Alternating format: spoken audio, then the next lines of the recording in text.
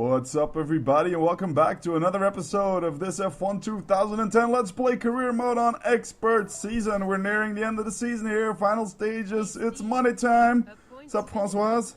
Oh, shut up. Points finish here, impressed.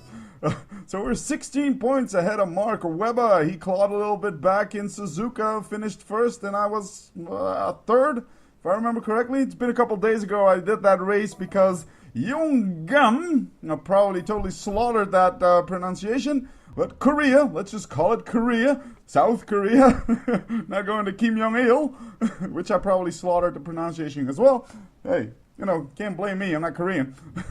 So, difficult track. I've raced it a grand total of 2 times, totally did not know it, so I had to do a lot of practice, and finally, I managed to get a good vibe going on.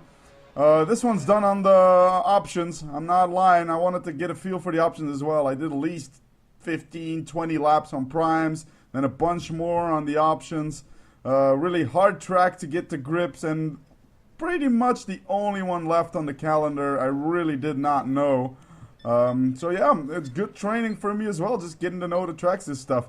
And this setup might look completely atypical for me, and that's because it is borrowed by a famous person, maybe not that famous, but world famous in F1 2010 game world, Andrew Bortz, aka the Golden Boy. I couldn't find a setup, couldn't be arsed to really mess around with the setup and stuff, so I figured, okay, I'm gonna give the Golden Boy treatment here.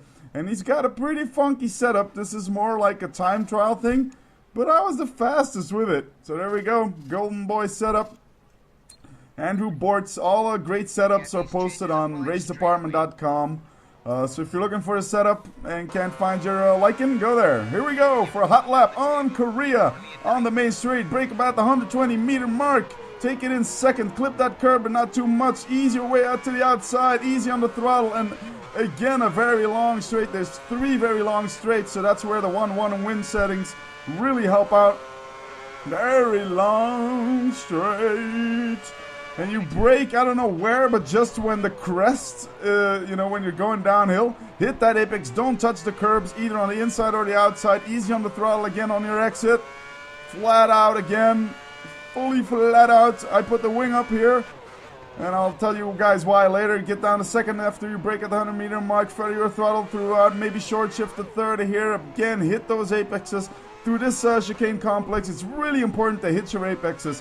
If you're slow in the beginning, don't worry, just hit the damn apexes right there, pretty much anywhere. This can be taken flat out on the options, even in an understeery Lotus with 1-1 wind settings. Drop down another 2 gears to fourth, feather it flat out, brake again to second, hit that apex again, easy under throttle on the exit, might be spinning out. Very tricky corner coming up, double apex, hit the apex once, drop down 2 gears, hit the other apex, feather it through here, go to the outside, use all of the track, drop down 1 gear, don't brake up to third, up to fourth again, brake back down to third, hit that apex a little bit better than I did here. Give a bit of gas down to second, up, right back out in here. You lift off very gently as you hit that, clip that curb and flat on it again. Here on the exit, stick to the inside for a while and then ease your way outside. And that is our hot lap on South Korea. Yeongam! 1.4654. I gotta tell you, it took me blood, sweat, and tears to get this time. But pretty pleased with that. 7, and the AI looked to be having a fairly decent pace. Good pace, not too slow, not too fast either, because P7 is still a bit unrealistic in a Lotus, let's be honest. But I'm thinking this is gonna cook up to be a nice little race here, let me tell you guys. I'm telling you this straight off, I cheated. I restarted 4 damn times because of the freaking pit stop bug. Again, 4 times I got hit by it, so that's why the edit looks a bit weird. But here we are at the start-finish line, more precisely the start here with the 2 Ferraris in front of us. Get off to a pretty bad start, have a lot of wheel spin, don't start it off very well. But I dive down the inside in a Ferrari sandwich, and I take them both. Do I know there's Massa on the left? Yes, I do take him. Weber got off to a not-so-great start because he's got Button next to him. They're going to be duking it out in that first corner. And so we're up 2 spots already after the first corner. That's the only corner they're pretty slow at. Look at that. Oh my god, that's 2 cars in 1 pass. Oh yeah. That was ballsy, but pretty clean, no contact at all, and that definitely merits an instant replay. So that's the start. Yeah, I just got off the line a bit late, but they brake pretty early through that first corner. So here you see me getting out of the Ferrari sandwich, no contact at all. Squeezed out Alonso a little bit, that's for sure. And that's the second pass here, diving down the inside, getting both Webber and Vettel, both the Red Bulls schooled. So I was schooled the Ferraris and the Red Bulls. Take that, suckers. So there's Webber, my nemesis, of course, the Aussie bastard. He is right behind me, and I'm happy as long as I keep him behind me. That means championship, ding ding. And really tough track. I kind of hated the track, gotta say, but that's basically because I never really focused on it, and you know, I kind of was prejudiced about it. Can't take it really flat out on a heavy car, so, and I can't take it flat out on the primes either, that corner there. But on a qualifying setup, you can take it flat out. I'm pretty sure in online mode with eco cars, or with, you know, just a better car in career mode, pretty sure you can take that still flat out. But yeah, both McLarens suddenly found a good pace, and I'm pretty happy about that. I mean, I wouldn't mind winning here, but you know, I'm 16 points ahead of Webber in the championship. So the more other guys take points off of us, you know, logically me and Webber, you know, the less there is to gain. And we're only, with this one included, there's only 3 Grand Prix to go. And, you know, if this game is any close to fidelity, Webber's gonna park it up a wall, right? That's what he should be doing. I'm sort of keeping pace with the McLarens for now, trying to at least. There's Button ahead of me, I'm keeping in touch with him, actually gaining on him. And Webber lost his spot to Vettel, no more team orders.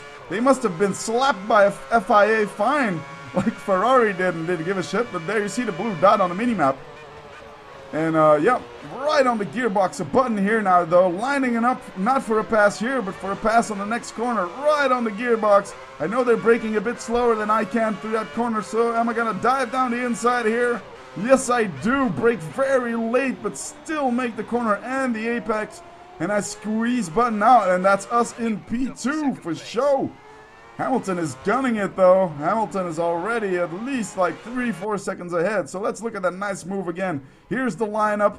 Not making any desperate moves here. Just getting close as much as I can. Slipstreaming him as much as I can. He's still running away a bit from me. But I'm very brave on the brakes, if I dare say so. And finally, a nice camera point that captures a nice pass. And I was stupid enough to not press F6. I know you can press F6 and you won't see that little HUD for the replay. So back to real time, and we're back in the race. So nice up in P2. My buddy Webber's only in P5, so woot! But we are in lap 2, and gotta say, Golden Boy's setup was working pretty well for me. I don't know if it's the track or the setup, but it was totally numbing my tires, going like, oh, nom. Look at that, lap 2, already 3 yellow option tires. But fuck it, like I said, 4 pit stop bugs. 4, yes, that's true, 4. I restarted the race 4 times. Did I say 4? Yes, I said 4. 4 times I had to restart this freaking race. I was ready to just bin it, put the car in the wall and just call it quits. I was getting so frustrated. I mean, I pitted at lap 3, pit stop bug. Pitted at lap 4, pit stop bug. Pitted at lap 5, pit stop bug. And I figured, okay, pitted at lap 3 again, pit stop bug. And now I'm pitting on lap 3 because I noticed there's less cars in the pits on lap 3.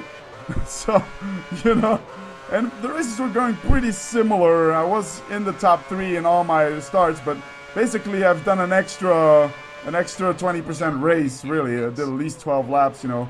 3, 4, 5 laps per stint. Oh man, so annoying. Fix it, Codemasters. I mean, yeah, sure, you can pit a lap earlier, but even that doesn't guarantee it. So we are. Hamilton is running away from us. Oh, by the way, big news. I told you last time my Driving Force GT messed up a bit. You know, the left downshift paddle was fucked up. And I was talking to the Logitech help desk, and they were like, oh, can you plug it in another USB port? I'm like, idiots, don't you think, you know, I tried that? Yeah, okay, can you try it on another computer? I'm like, no, I can't. I have a laptop, but I don't have any racing games installed of it. And I don't want to be asked to put that in. The laptop is just for porn. I mean work. You burned. No, so it's really Logitech helped us. And I figured, you know, I have a little cousin, he's 16 years old, getting into racing games, and he uses the auto gears anyway. So I kind of gave it to him. He like paid me like 10 euros for it or something. So I kind of gave it to him. And I ordered myself a G27. That's right. The race you're seeing right now is with a G27. Oh yeah. Man, the pedals make such a world of difference. I have a bit of a hard time getting used to the brake pressure and stuff. You'll see this if you notice my left leg here. You see me braking a bit weird, like lifting off and stuff. It's because I'm still getting used to the wheel and the brakes. So here we are, pit stop, and I'm stressed at this point. I mentioned four pit stop bugs. I think I mentioned that a couple times. So yeah, 4 pit stop bugs. I'm like praying, please not again. So no messing up here on my part. Looks like good stop from the Lotus guys, 3.9, and we're out. Yes, we didn't get pit stop bugged. Lap earlier than I wanted to, so here's to hoping that the primes are gonna hold up. So we pitted from P2. And we are out in, looking on a mini-map, we're out pretty badly late. We're out in P18 with Kobayashi behind us. That's not too dandy, but, you know, everybody and their mama's going to come and pit in this lap or the next, but most of them on the 4th lap. I mean, the 4th lap was just impossible to pit. Everybody and their mama just sailed past me in the pits. And didn't Codemaster say they fixed that? You know, no more pit stop bug, we have a patch. I'm starting to think they just said they had a patch and changed some files and then didn't fix anything. Because they managed to mess up the rubbering line, they managed to mess up FPS performance, they managed to not fix the corrupt save bug, which people are still experiencing, and they managed to not fix the pit stop bug. So I'm thinking, what did you guys actually fix in the patch? I mean, and then we're supposed to be grateful we had one patch? Still no word on no second patch. I mean, everybody knows we're not getting a second one. But you would think that basic respect for your customers would be to at least have an announcement. Like, sorry guys, we're working on 2011, making that an awesome game. We're not going to invest resources in 2010. It's a fair point somehow. I could get it, but say something. Seriously, guys. But back to the race and enough of the rant. Oh yeah, G27. I was talking about that before we went into the pit stop. It's an awesome wheel. Jesus, all leather, the paddles feel great, and those pedals are awesome. So much better feel for traction and for braking. Still getting used to it, but it's awesome. Like, look at my left leg. You'll see me pumping the brakes a bit because I don't really, well, you can't see it that well. Let's look at an instant replay. I don't know why. What happened? Oh, fuck. I messed up. Did I? Or was I ranting too much? I think I just put this in a bit too early. But oh yeah, that's this pass that you're gonna see now. We already got an instant replay. So yeah, pretty nice pass on Vettel. Fairly clean, just squeezed him out of the chicane, of the hairpin. So yeah, sorry about that, a little edit mishap. You know, I kind of did this on the fly. Because I spent too much time on it already with all my restarts. So I kind of had to go fast. So yeah, that's why we got the instant replay before it actually happened. That's right, we're time travelers today. So somehow Button passed me in the pits. He wasn't that far ahead, so behind me. So okay, I could get that. So yeah, okay, but I didn't mess up my outlap. I mean, past Vettel barely. He almost passed me too, and he was quite a, you know, at least 2 seconds down on me, but still passed me. It's like I'm saying, AI do crazy fast pit stops. And I did a pretty good pit stop. I scouted the pit entry this time. So I came in there at good speed and put the limiter on nicely. And so yeah, I don't know. AI just always seems to gain a second or two at every pit stop. Which makes it very hard on these 20% races. But we're still competitive. That's the blue dot. That's Webber. That's Mark Webber. Are we going to pass him here? We're coming out. Oh, this is a showdown. That's right. Mark Webber, he's coming out of pit, so he has less speed, of course, than me coming out. Slipstreaming right on the gearbox of the RB6. Line him up for the easy pass. Let's see if we don't mess up. We mess up. Oh, my God. We have a little moment here. And Webber is back through. Oh, Jesus. I'll break myself on that very tricky pseudo hairpin. And balls to the wall, that's right, banzai like Kobayashi. On the inside, again. Those are definitely my favorite overtaking spots. But aside from those two corners, the AI is really good. I mean, this is how the AI should kind of be. They should just be a little bit faster through those corners. But in general, the AI pace is really good on this track. Very challenging. Very interesting. Whoa, something happened. I'm thinking, yeah, race editing gone bonkers. But we're still on lap 5, it seems. Oh, now we're on lap 6. Okay, well, I'm not going to do it again. We're just going to have to live with that. I just, you know, I'm kind of in a hurry, so I don't have time to do this again if I want to get you this vid out in a timely fashion. So we're on lap 6, okay, yeah, we jumped from 6 to 5 and then back to 6. So something messed up somewhere, maybe an instant replay I forgot to put in or whatever. But you can still follow the race, right? Technical difficulties, let's put it down to that. Even the BBC has some from time to time. But we got Weber on our ass now, though. Button's in P5, but Vettel is in P1, so that shows us there's still some prime runners out on their primes. So, yep, Weber's keeping up behind us, but he's got someone on his ass, really, and we're passing someone in the pits now. That's someone else. Nope, that's ahead of us. That's not in the pit lane, but that's someone in the pits is definitely passed. That must have been Glock. Yep, we see it on the HUD there. Comfortably managing to keep Mr. Mark Webber behind us. So yeah, today, first day of the Barcelona-Catalunya test, which is awesome. And another moment, yep, I feel it coming. Are we going to keep him behind us? AI is just not aggressive enough in overtaking because we keep him behind us. Yeah, sorry about that. Anybody online would have taken advantage of that, but not the AI. They're way too polite. Catalunya test finished. First day, of course. And I'm getting kind of worried about the McLarens. I mean, sure, he did a good number of laps, 77. But they have a new car, they don't have a lot of mileage on it, and there's just no sense of urgency coming out of the McLaren garage. I mean, look at the Ferraris, they're doing like 100 laps every test day. They got so much more mileage on that car. Maybe that's because they're a bit worried and they're doing everything they can to find some pace, not paste, copy paste. But yeah, I'm starting to get a bit worried about the McLaren. It's probably all bullshit anyway, but they just don't seem to be getting a lot of running in. Maybe they're epically sandbagging it. But yeah, I don't know. D'Ambrosio nailed like 100 plus laps on the Virgin.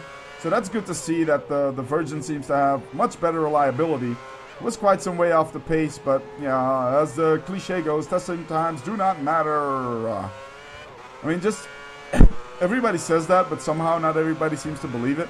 But just look at last year's testing times, for instance. Red Bull is most of the time around the midfield, basically, and they turn out to have like a really dominant car come Bahrain. So really don't read into test times a lot. What I'm reading into is in the long stints, see how the degradation is, and especially look at how many laps they can do. Are there reliability problems? And well, while the McLaren hasn't broken down on track, they really haven't gotten a lot of running in. So yeah, was Button in the car today. Tomorrow it's going to be Button as well. And Schumacher is, I think, the first one this year who did a full race distance simulation today. He did like 60 laps or something in one stint with pit stops and shit. So that's stuff you can gather useful data from. If other teams start doing that, then you can start comparing. You know, of course, track conditions might be different when someone else does it tomorrow. But that you can compare, but you can't compare fastest laps. And still, it's what everybody's reporting. It's bullshit. It's really stupid. So we're on lap 8 of 11. Looks like no more editing mishaps, so that's looking good. And still Weber behind us, and we're in P3 now. Completely zapped that while talking about other shit. But that's just the prime runners that went for their options. So looks like these options are holding up fairly well. Not too many issues. Like a couple of moments, like this one. But that's not too big of a moment. It won't lose you too much time. If this was Abu Dhabi, I probably would have gained time. I watched the GP2 race on Abu Dhabi.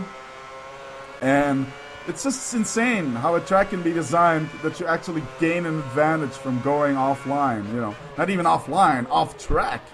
Put some freaking gravel traps, sand traps or something around the exits of corners in Abu Dhabi. It's just silly. Just watch the GP2 race.